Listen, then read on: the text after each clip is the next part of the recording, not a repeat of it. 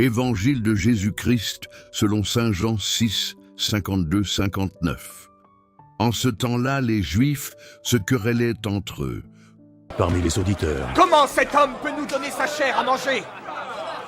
En vérité, je vous le dis, si vous ne mangez pas la chair du Fils de l'homme et ne buvez pas son sang, alors jamais la vie ne coulera en vous.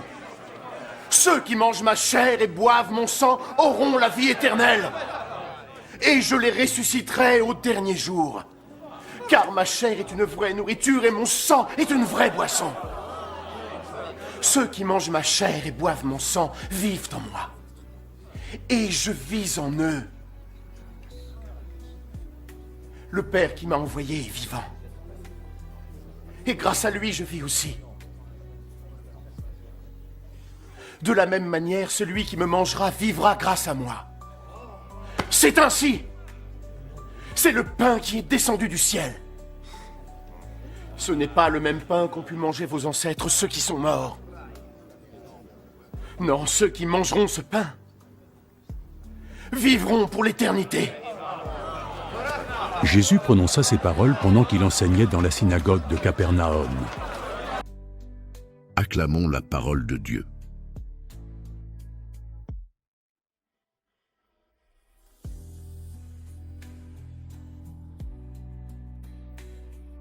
Sans l'Eucharistie, pas de vie en toi?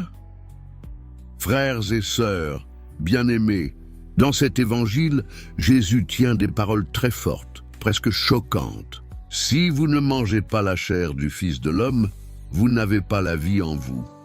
À l'époque déjà, cela provoque un scandale. Et aujourd'hui encore, cette parole dérange. Pourquoi? Parce que Jésus ne parle pas symboliquement seulement.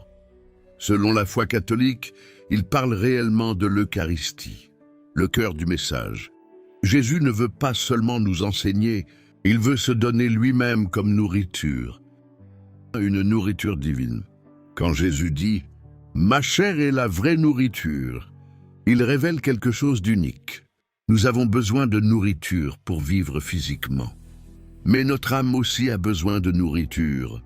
Cette nourriture, c'est le Christ lui-même dans l'Eucharistie. 2. Une union profonde avec Dieu. Celui qui mange ma chair demeure en moi et moi en lui. Ce n'est pas juste un rite. C'est une union vivante avec Jésus. Quand tu communies, tu ne fais pas qu'un geste religieux. Tu accueilles Dieu en toi. Dieu vient habiter ta vie, tes combats, tes faiblesses. 3. Une promesse incroyable. Je le ressusciterai au dernier jour. L'Eucharistie n'est pas seulement pour aujourd'hui. Elle prépare la vie éternelle. Chaque communion est comme une semence d'éternité déposée en toi. Comment vivre cet évangile au quotidien? Concrètement, 1. Redonner sa place à la messe. Ne pas y aller par habitude, mais avec faim de Dieu. 2. Communier avec foi. Avant de communier, dire intérieurement « Seigneur, je crois que tu es vraiment là. » 3. Devenir ce que tu reçois. Si tu reçois le Christ, pardonne davantage, aime davantage, donne davantage. Tu deviens toi-même pain pour les autres. Prière. Seigneur Jésus, tu es le pain de vie descendu du ciel. Tu connais ma faim, ma soif de paix, d'amour et de vérité. Donne-moi de croire profondément que tu es réellement présent dans l'Eucharistie. Apprends-moi à te recevoir. Avec un cœur pur, humble et rempli de foi.